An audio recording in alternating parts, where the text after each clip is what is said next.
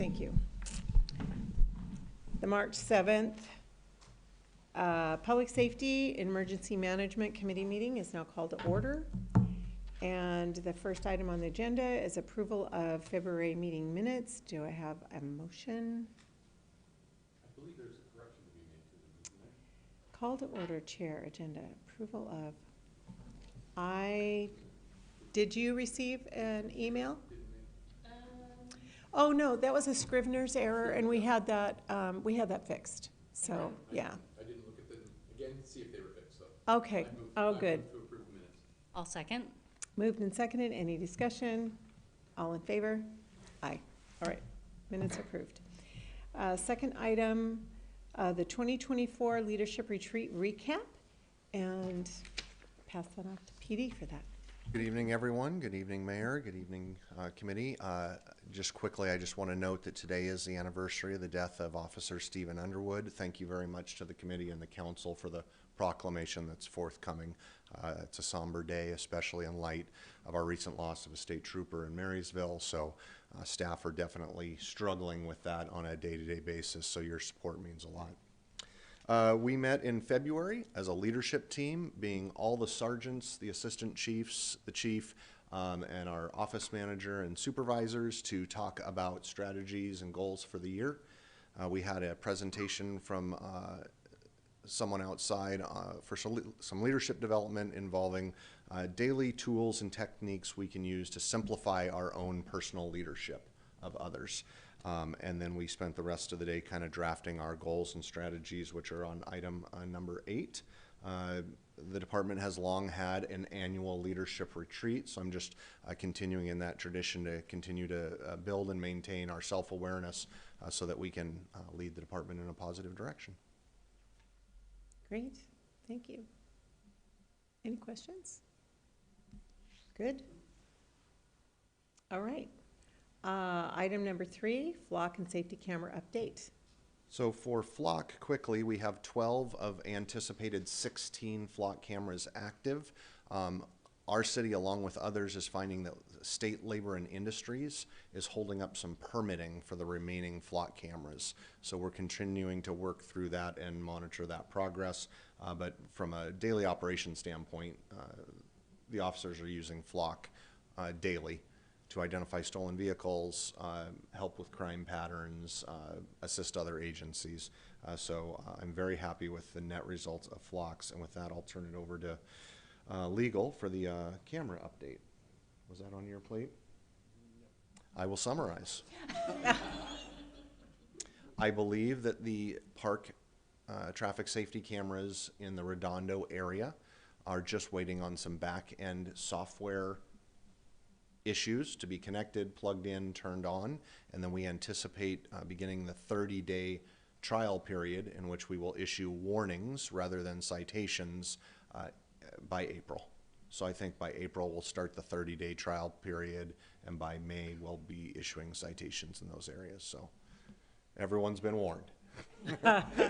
This is the warning to the warning.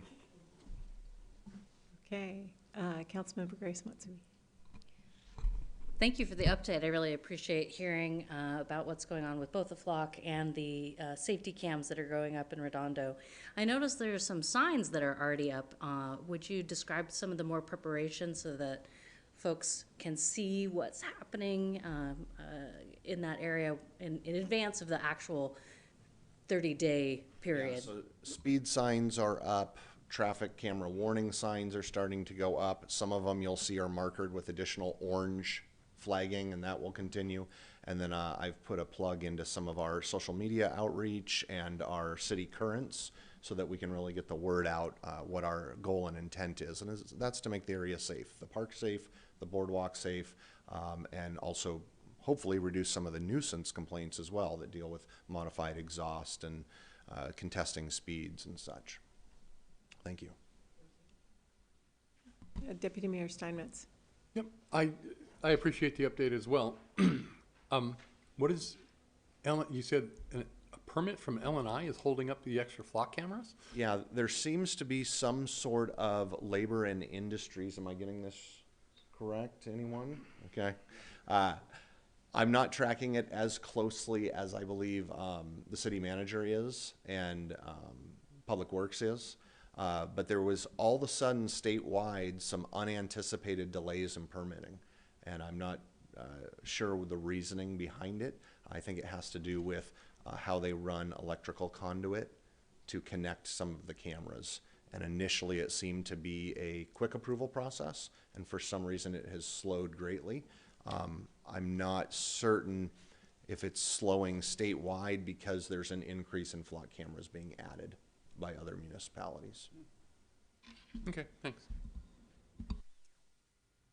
Also, I have a question about Flock in other cities. Do you guys have an update about forward movement in any of our sister cities, like bringing a little more continuity down 99 especially? Do you Yeah, they are all in progress, Mayor. Federal Way is trying to connect their current camera system to Flock. Tukwila is up and running, so Tukwila and us often go back and forth. And then north of us, SeaTac, Burien, they are also in the process of doing that. I sit on the SCORE operations board for our regional jail. SCORE is doing some technology expansion and considering putting Flock in there as well to try to identify trends and movements and patterns in terms of any criminal elements around the jail, especially in light of a new park going in adjacent to the jail in the city of SeaTac. So just trying to your point, network everything together to create a good flock of safety. Well, that seems to be either a pun or intended. I'm not sure what, if that was Yeah, ever intended. Take it as you will. Okay. Okay, well, thank you. Any other questions? All right. Next is debris management annex, and that's emergency management, which I believe is, oh, there she is, Shannon. Hi, Shannon. Go ahead, take it away. Thank you. Thank you, Tara. Hi, good evening.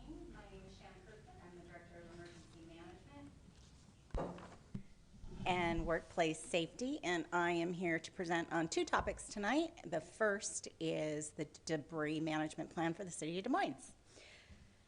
So debris, just so everybody knows what I'm speaking of, is scattered items or material that is either broken or misplaced by a disaster. So this isn't just litter on the side of the road. This is debris similar to what you see after a tornado would go through a given neighborhood. So King County has finished their draft debris management plan. It's completed and it's currently under review by county departments and partners. So now all of the cities in King County as well as special purpose districts are working on their jurisdictional plans. So our city-specific objectives are to assign roles and responsibilities to city departments, make sure that we're identifying available sites within the city of Des Moines that can act as debris storage and reduction activities. So that is like you would see after a hurricane. You see the big piles of debris, and they separate it based on vegetation, appliances, vehicles, building material, and then those piles are reduced by shredding. Some are burned, but the idea is to reduce them in size. And then identify existing contracts that'll augment the city's debris operations. So any partners that we have out there contracts with that would help us with that removal. So why do you plan for debris management? Because it's really expensive. Debris removal can be upwards of 27% of the total cost of a disaster. So for every 1 million cubic yards of debris dumped in a landfill, it reduces the life of that landfill by 1 year. So it's very important to reduce those piles as much as possible before items go to the landfill. And often debris management overwhelms a small jurisdiction like ours very, very quickly. So we would need to reach out to the county and the state for assistance with debris management. And in doing this plan, we're communicating in advance to the county and the state what our maximum capabilities are. So they're already well aware of what we can handle on our own and where we might, at what threshold we would need to reach out for assistance. costs less for us because if we have a plan in place, then we have contracts in place with vendors to come in and manage the debris sites for us. And a lot of times those contracts will lock in pricing. And then also we get a greater reimbursement if we have a Stafford Act declaration. If our plan is on file with FEMA, then our reimbursement is higher. So this is just a slide to give you an idea of what we're talking about when it comes to debris. These are some historical events. So the Oso landslide, 15 million cubic yards of debris covering just 1 square mile. And they actually separated personal items out of the landslide debris and reunified them with family and survivors. So that is part of the debris removal process, is reunifying people with items that survived the disaster. In the Nisqually quake, 7.2 estimate, 1.43 million tons of debris in 2014. And then in 2020, there was a flood from a severe storm, and that was upwards of $370,000 worth of labor, equipment, and disposal of the debris. So definitely something to have on file because it's very expensive. These are the plan components. I'm not going to go over these. They're self-explanatory, but there are 10 parts to the plan, and it's currently in works. The item I wanted to bring to your attention is the very last item, which is public information. And on this next slide, it will show you this is what the community would get after an emergency or a disaster that caused a lot of debris. And it shows them and identifies what goes in each pile, where to place it, and we would inform them on the other side when collection is going to happen for their given area and who to contact if they have questions. So these are those debris piles that I was talking about earlier. So this is just an example, and it would vary based on the disaster. So once the plan is completed, we'll present it to this committee as well as the council. Once approved, it'll be sent to the county and implemented into the full plan for a FEMA review. And then if there's any edits that are required, FEMA will let the county know, and we'll change it for the county and send it back for final publishing. Any questions on debris management plan? Councilmember Grace Matsui. Sorry, No, I love questions. it's just a little bit interesting. How often do you have to have a plan updated? Is it one time? Do you have to? This is regularly every schedule? 5 years. 5 years, okay. Yeah, So- and I believe this one is past due because I think the tire got kicked down the road during COVID. Okay, so but that'll be good for 5 years after this one is. Correct. Okay, Yeah. perfect. I do have a couple questions. So how often has the city of Des Moines experienced something where this would kick in? Like in the last 10 years? To my knowledge, never. Never? So, for example, you're talking about a hurricane or tornado, like what level of a wind event would qualify? Does it have to be a certain, I mean, what makes the debris after an event qualify? Is it, well, it has to be a 50-mile-an-hour wind or the amount of debris? The amount of debris. Okay. And it would be activated most likely by the Director of Public Works or Adam O'Donnell, the Superintendent of Public Works. Okay. Also, working with our partnerships, Recology, they might request some type of help due to a large storm. I don't know if you remember the inaugurational storm when Clinton was being inaugurated. I think it was the second time. That huge ice storm that we had, and then we had all that tree debris. That would probably have, I don't believe they had such a thing back then, but that would have kicked off a debris management, plan for sure, because there was so much vegetation. Yep. Okay. Interesting. Mhm. All right. Okay, next. Yeah. Next is the 2024 EOC TTX Extreme Weather Event, and that's, again, Shannon, take it away. So as you recall, back when COVID first shut everything down, we set up an emergency operations center and designated staff to work in the emergency operations center. But as we were in response to COVID, it was very difficult to get people trained. So we trained a whole bunch of people last year, and we decided to bring all of those individuals together and do a mock exercise. Can you change slides? Thank you. And we did a mock exercise back in November. Thank you. So why exercise? So we want to build preparedness of the team for all of our local threats and hazards. So what we do is we get together and we work a realistic and likely situation. So it's a bad day, but we make that bad day maybe a little worse so that the EOC would be activated, right? We want to make sure that the event that we're working is beyond the city's capabilities, where the EOC, or the Emergency Operations Center, would be activated because we need outside assistance from the city, okay? So then that allows us an opportunity to test and validate our plans, our policies, and our procedures, and also the capabilities that the city has.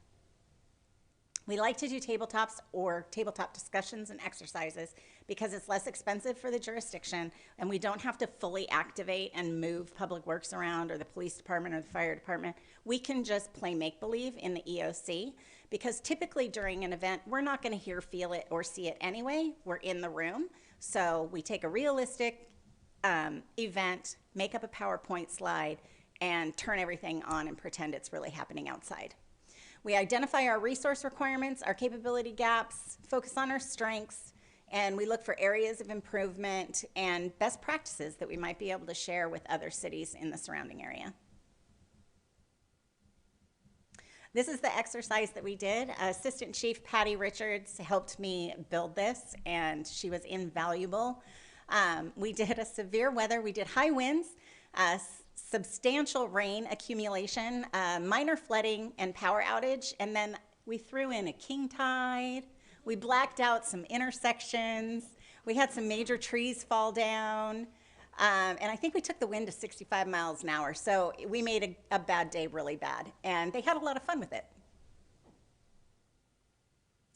So all of our departments were represented. That is the greatest thing about this team, is every department has allocated people to come work in the EOC, and some departments are 3 deep, so incredible team. Staff discussed their roles, their position, their assignments that they work up at the Emergency Operations Center. We talked about department-specific procedures, so what the departments do before, during, and after a storm, so that other departments are aware of what's happening in case they're coming and working in the EOC. They know what the other departments are in the process of or doing. And then we talked about department communication, so how departments communicate out to their staff as well as their clients and their specific communities about what's going on before, during, and after. And then we talked about cross-department communication and how we communicate with one another about what's going on. So our lessons learned, training is never ending. So of course we need additional EOC position-specific training, which the county is working on for us. There was a request for an opening checklist for the first person that has to come in and turn the lights on in the Emergency Operations Center, so that when others start to show up, it's already warm and ready to go. So we're working on that. We learned that Public Works has an incredibly strong response plan. Adam O'Donnell and his team, they have a great plan. They start working it well in advance of a forecasted event, and they work all the way through recovery. So he came, and it was great having Adam at the table. I think a lot of people learned a lot. And then we talked about activating, basically in an extreme weather event. Most likely it would be Public Works or the police department that would give me a call and tell me that the situation was uglier than we thought it was going to be and we need to turn it on. But because it is a forecasted event, there is a very strong possibility that the city manager would request that we stand it up prior to the event and have it staffed just for situational awareness and communication to staff and our community. So, Excellent. any questions? No, Thank you. not well. Thank you. I think that versus a question as a comment, I am so thankful we're investing in this, and you do a fabulous job. It's such a great attention to detail, articulate, you bring the community in, you're educating the community, the staff. Just good job, Shannon. Thank you so much for bringing all this to us and keeping us prepared. really, it's gonna pay off. Yeah, because that scenario, that's not too far off, 65 miles an hour in a king tide in the winter. That could, yes, that'll happen, so, thank you. You're welcome. All right, next we have our fireworks on premises ordinance, and I'm passing that over to PD for that. Is that you, chief? Oh, is that you, Matt? Okay, yes, sir. our legal is. Yes, gonna Matthew take- Hutchins, Acting City Attorney, City of Des Moines. So as some or all of you may recall, last summer, the council got a debrief from PD about how the 4th of July holiday went, as they do most years. And like most years, a longstanding issue came up, which is the difficulty in enforcing our fireworks ban. If you ask any police department in the area, I'm sure they're all going to tell you the same story, which is police get a complaint, they come to the scene, and when they get there, there's a group of people standing around saying, I don't know, I didn't see anything, it wasn't me, and what that all adds up to is unless the officer actually sees the fireworks going off or finds someone with fireworks in hand, officer doesn't have probable cause to issue a citation. So the officer leaves, and sometimes the fireworks start up again, and the cycle repeats. So as PD was given their presentation, that posed the question to me, is there any way we could hold anyone responsible when fireworks are being lit off at a 4th of July party and no one's taking responsibility? The obvious idea is find a way to cite everyone like we do for people who go to street racing events, but that's obviously a little heavy-handed, and so I dismissed that. But then I thought, well, there is one person who can control whether someone's shooting off fireworks at their party, and that's the person who lives there, who's the property owner, the person who rents. So that just did a quick check to see if any other cities did anything like this, and as it turns out, our neighbors down the hill in Kent have such an ordinance. Tim George, at then city attorney, brought that up to the council, and the mood of the council seemed to be that staff should look at writing an ordinance such as this, and bring it to the council. So that's why we're here. We started with the Kent ordinance, and how the draft ordinance works is essentially any person who owns, rents, or otherwise is in charge of a real property in the city who allows someone to shoot off fireworks on their property can be cited with a civil infraction. But obviously there are some loopholes, so if we're not going to let a property owner just tell their guests to go out into the street and fire off their fireworks. So this ordinance, if the officer is to see, or if there are witnesses who are able to say that people are coming off the premises, shooting off fireworks in the street, going back in the street, shooting off more fireworks, there's a lot of fireworks going off, a lot of on and off the property. The officer and the judge can presume that the property owner knows what's going on and is allowing those people to possess fireworks on their property. The ordinance also puts a duty on the property owner if people are shooting off fireworks in the street or leaving fireworks in the street. They have to clean them up, and if they don't, they are also liable for citations. So obviously our preferred option, I think the chief would probably back me up here, is that we cite the persons who are actually shooting off the fireworks. But as I laid out at the beginning, that is often not possible. But what this does do is give the officers an additional avenue to make sure someone takes responsibility for what's essentially lawless behavior. It gives the property owner an incentive to speak up and make sure that the correct person gets cited and not them if they were not the one shooting off the fireworks. And it also gives the property owner an incentive to control their guests, and if they're, make sure they don't fire them off, and if they are not heeding the will of the property owner, the property owner has an incentive to eject them. Do I have any questions? Deputy Mayor Steinmetz. Yeah, and this is kind of for education. Is this going to affect any enforcement of people who are actually shooting off the fireworks at any level? No, this is just a supplement to what we already have. If the officer arrives on scene and observes someone shooting off fireworks, that person is going to get the citation. Also, if we have, alternatively, if we have neighbors who are willing to identify to the officer's satisfaction who is the one who was shooting off the fireworks, the officer can cite that person. So this is just an additional tool. And those are higher level crimes. The shooting off the fireworks, I believe, is a misdemeanor, and possession of an explosive device, which would be an illegal firework, substantial size, that would be a felony, correct? Possession of a firework used to be a misdemeanor in the city.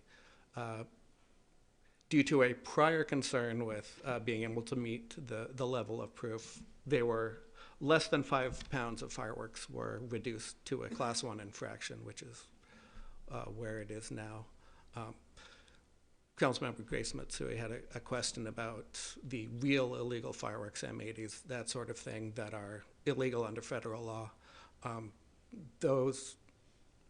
Possession of those, any amount of those, is a misdemeanor under state law, and we can charge the state law misdemeanor in our court.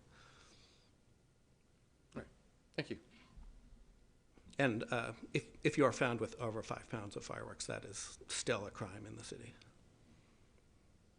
So in reality, do you have another question? So in reality, how does that work? For example, 10 pounds of fireworks, but it's sitting on, let's make it, it's sitting on the lawn of the owner.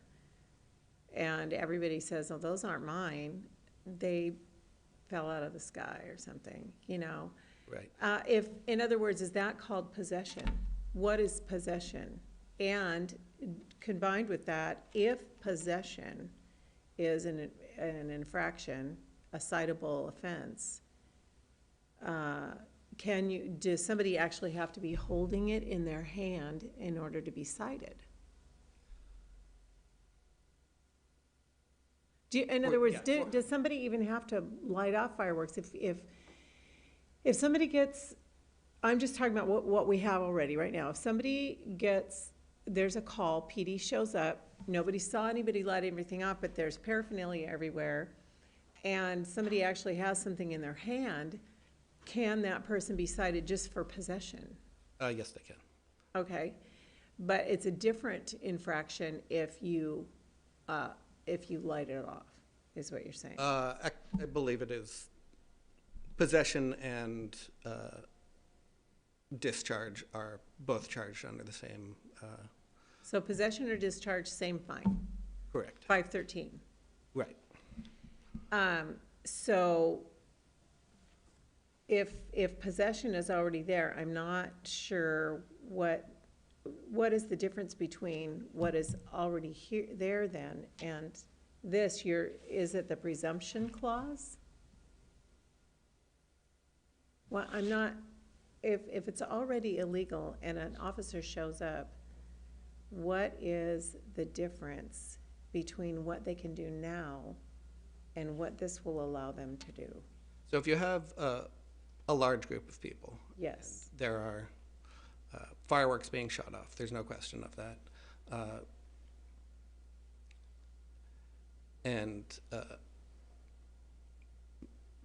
The officer can't pin it on any particular person. Nobody's holding anything in their hand, it's just all over the lawn.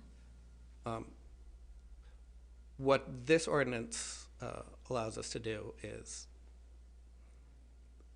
we can, the property owner is responsible for making sure no one is holding a party where people are firing off fireworks, because it is their property, it is their party. They're, we're essentially making them caretakers of everyone there in the absence of anyone taking responsibility for the actual action.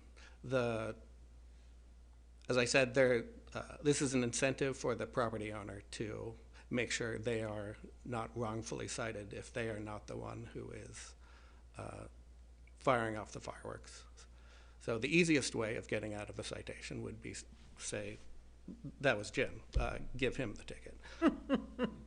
Additionally, if someone was firing off fireworks and the property owner, realizing that fireworks are illegal in Des Moines, and they have a responsibility to make sure it doesn't happen, and with respect for their neighbors and their neighbors' pets, tells their guest, you're not going to do that here, knock it off. And if they keep doing it, if they tell them to leave, make them leave, the officer shows up and says, someone's been shooting off fireworks here. And if the property owner says, oh yeah, that was my friend Jim Smith, he was doing it, I kicked him out, and either the officer believes him or there are witnesses who can back it up, either the officer can not cite him, or if he does get cited, the property owner can come to court, and if the judge agrees that that is what happened, that is a complete defense to the citation, and it will be dismissed. I am very stretched in the middle on this because, you know, I appreciate your, the precedent that you talked about. Well, for one, that Kent has, we base this on what Kent does, but also the precedent about citing. I didn't realize you cited all attendees in a street racing event. That's interesting. Because if you were to change out the word, okay, here to preface it, I am all in favor of giving our officers the best tools possible to enact the law and create safety. So any concern I have here would be creating inadvertent harassment in a challenging environment for law enforcement to begin with. And so if, for example, if you were to take in this ordinance here and replace the word assault, intent to assault, illegal drugs, illegal weapon, and hold the property owner responsible for somebody committing a crime on their property, it's a slippery slope to me. And that's the thing that makes me a little bit nervous, this presumption clause that is in there, you know, creates presumption that fireworks discharged on or near real property by guests of the property were discharged with the owner's permission. And maybe I'm making too big of a deal out of it. It's hard just to know how this is going to play out in real life. And we giggled when the property owner, when you say, yeah, no, it wasn't me, it was my buddy John. I'm just thinking, is that really going to happen in real life? I'm just trying to figure out how this, is this a slippery slope? Is this going to be super helpful for our officers? Or are they just going to be burdened with something else that is difficult? And I just wish people were empathetic and more considerate of their neighbors. I agree with you 100% on that. So I am not prepared in the moment to say pro or con. I think I honestly would like to talk to a few officers to see how they feel about this. But I'll pass it on to my colleagues to see if they have a recommendation about moving this forward. Deputy Mayor Steinmetz. Yeah, if I can just, you know, having worked on the defense side Yeah. of a lot of these crimes, an officer that comes to the scene is going to look at that scene and determine whether or not there's a reason to believe fireworks have been set off there. They leave a lot of debris, they'll leave a mark on the street. Often, if you've got you know, somebody having a party, they put a board out that they're shooting the fireworks off because it creates a more level platform, and that board has scorch marks on it. They'll, you know, if they've got any sense at all, they have a water bucket where they put all the used fireworks in. You know, there's going to be a fair amount of evidence that says fireworks been happening here, and that's why the presumption is going to fall on the property owner. If the property owner shows up and said, I have no idea, there wasn't any evidence that you know, this was one firework on my property, and, you know, we weren't planning anything of that. That's why it's a rebuttable presumption, and there are other citations that are allowed that have that same kind of rebuttable presumption that it was happening with your permission because it happened on your property. So I don't think this is a strange and uncomfortable situation for most officers. I think they'll have a good sense of whether or not something's been happening on that property and act accordingly. So I don't see this as a difficult situation, or really even a situation where the neighbor is going to toss, you know, one firework over the fence into the other guy's yard in order to get him in trouble, because the officer, assuming that they respond to the one firework, is, you know, going to show up and say, I don't see much. Look, there's one, and it's remarkably close to your neighbor's fence. You know, I just don't think that's going to be the enforcement issue that you're concerned about. And that's coming from the point of view of somebody that's defended a lot of people, a lot of fireworks, including the real illegal fireworks, which, you know, both in federal court, you know, I've done those cases, and I've done the felony cases in Superior Court because the feds didn't want to take it because it was too small. You know, so I've looked at this, and I tried to look through this to see some of the holes in it, and I don't see any immediate holes in this. I think this is a well-drafted ordinance at this point. All right, do you have any thoughts? Oh, thank you, Chief, go ahead. Well, I of course can't speak for all the officers, but I can think through this from my experience and from what it will look like from training and how we roll this out. Of course, this is the first year, so something being new, we are going to exercise discretion in how it's applied, and there's always going to be an education component. And officers are also taught during basic training that they should attempt to gain compliance through the lowest means necessary. So when we approach any ordinance, let alone a new one, we're going to attempt to educate, and we're going to attempt to gain compliance through the lowest means necessary. Sir or ma'am, there's a new law. You're clearly in violation of it based on the evidence, what I'm seeing, what I'm hearing, what's being witnessed. Can you come into compliance? And if someone does, I would presume most officers would issue a verbal warning in that instance. Also, I think this starts to shift an additional responsibility for the property owner to take action.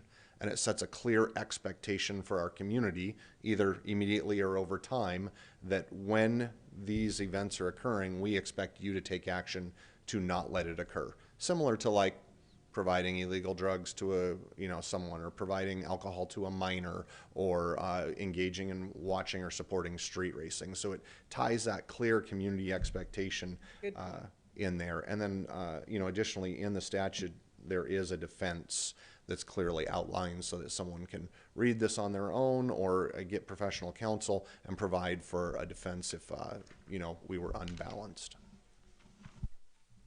Thank you, well said. Yes, Councilmember Grace Matsui. Thank you.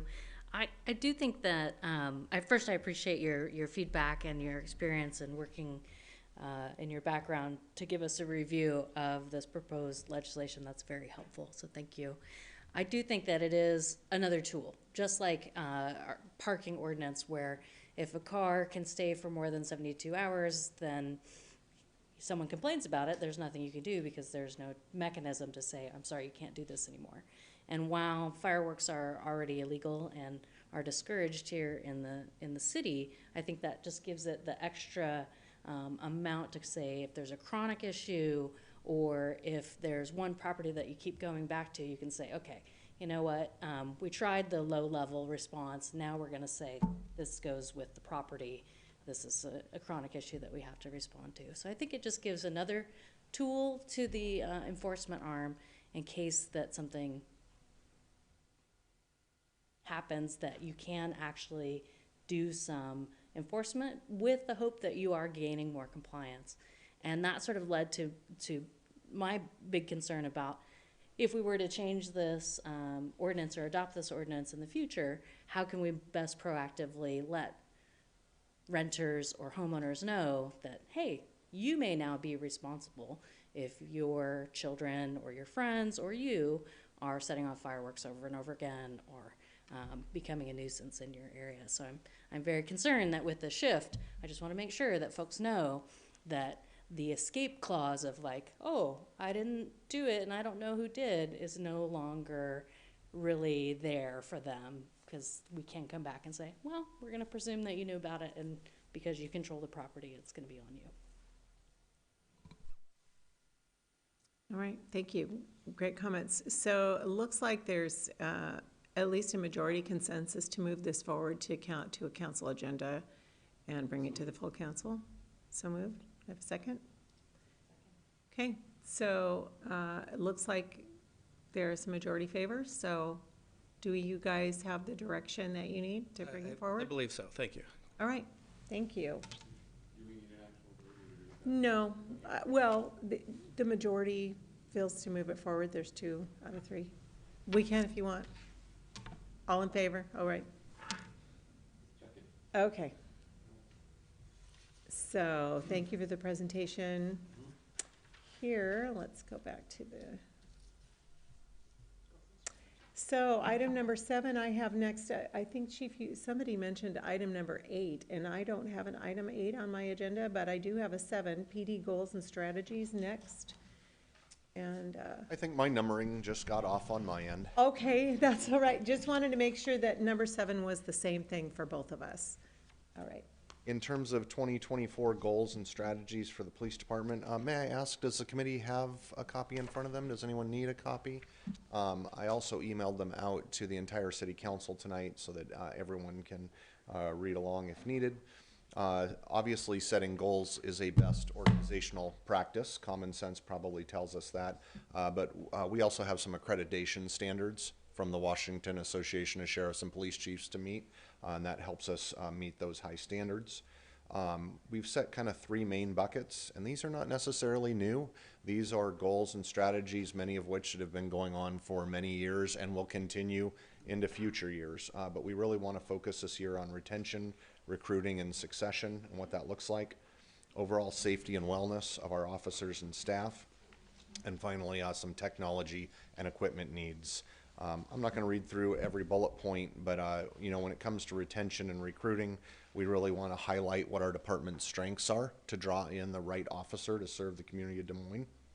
When it comes to safety and wellness, we are well underway with implementing Georgetown Law's active bystander for law enforcement trainings and ideals, and that's been supported by this council and community groups, so thank you. And then in terms of technology and equipment, you know, we brought on a new crime analyst, and we are really working to flesh out how that analyst helps us with any modern predictive policing analysis or resource allocation. With that, I'll take questions. Deputy Mayor Steinmetz. Yeah, Chief, I don't see anything specific about culture and what culture you're promoting at the department. Can you talk a little bit about on that? And is that just something that doesn't fit in the goals and strategy piece of it, or? I think that definitely falls under our retention, our recruiting, and our succession, how we are outlining for people who we are and what we are about, and showcasing our culture on social media or through our recruiting methods. So yeah, I can do a little more refinement in calling some of those things out. But I think a large part of that too is identifying and mentoring people as they come in, not only as a new officer, but ascend through leadership levels too. Because I think that one of the really important pieces for police departments right now, given what has happened over the last decade, is to promote a very high level of professionalism. I think that provides a lot of confidence from the community that the police officers are doing what they're supposed to be doing and only what they're supposed to be doing. And I think it actually quells a lot of complaints if that professional culture has permeated throughout, because presumably the behavior of the officers is going to then be striving to be at a very high level of professionalism. So I would encourage that to be part of the goal. And yeah, I see it in the professional development piece, but I think there's a culture that needs to be addressed there. Yeah, thank you. I have taken some notes and I appreciate that. We talk about it internally as doing the right thing for the right reason every time.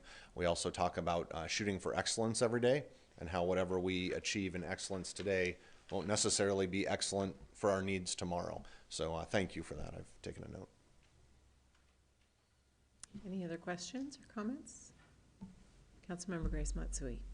This is probably the not the right document, and so you'll have to educate me about where this other information might be if we do have it. I'm used to some down to the tactic level of having an average response time or a case clearance rate, and I'm wondering if we have those types of goals as well, or they're live somewhere else that it's not going to be in this piece of paper. The separate metrics for things like call response times do live separately.